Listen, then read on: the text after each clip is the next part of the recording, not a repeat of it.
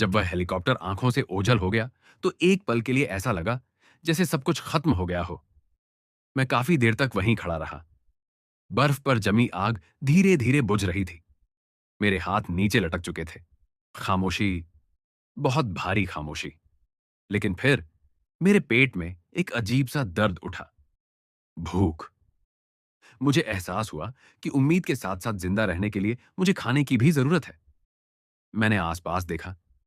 जहां तक नजर जाती थी सिर्फ बर्फ ही बर्फ थी। कोई पेड़ नहीं, कोई पक्षी नहीं, जिंदगी की कोई निशानी नहीं। मैंने खुद से कहा, अगर मैं यहां बैठा रहा तो भूख मुझे ठंड से पहले मार देगी। मैंने अपने पैर मजबूत किए और बर्फ में आगे बढ़ना शुरू किया। हर कदम भारी था। बर्फ घुटनों तक आ रही थी। सांस फूल रहा था, लेकिन रुकना मुमकिन नहीं था। कुछ देर बाद मुझे बर्फ के नीचे हल्की सी हलचल नजर आई। मैं रुक गया। दिल तेज धड़कने लगा। मैं धीरे धीरे पास गया। ये एक छोटा सा जानवर था, शायद कोई खरगोश, जो बर्फ के नीचे छिपा हुआ था। मेरे हाथ कांपने लगे। यह पहला मौका था जब मुझे किसी जीव को खाने के रूप में देखना पड़ा। मेरे दिल में अजीब सा बोझ था, लेकिन पेट की आग उससे कहीं ज्यादा तेज थी। मैंने आंखें बंद की और खुद से कहा, अगर मैं नहीं बचा तो कोई कहानी नहीं बचेगी।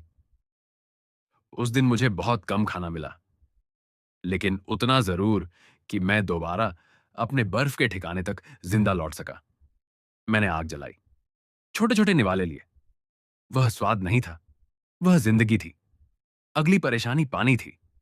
चारों तरफ बर्फ थी, लेकिन बर्फ खाना जानलेवा हो सकता था।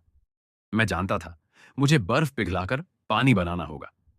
मैंने एक बर्तन जैसी चीज बनाई, बर्फ जमा की, आग के पास रखी।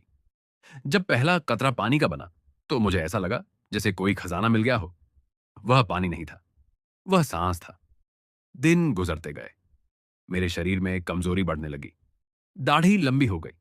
आंखें अंदर धांसने लगी। हाथ पहले जैसे मजबूत नहीं रहे। लेकिन सबसे ज्यादा खतरनाक कुछ और था। एक रात जब मैं आग के पास बैठा था, मुझे दूर से बर्फ चरमराने की आवाज सुनाई दी। मैं चौंक गया। आवाज फिर आई, इस बार और करीब। मेरा दिल सीने में जोर जोर से बजने लगा। मैंने आग तेज की, आसपास देखा।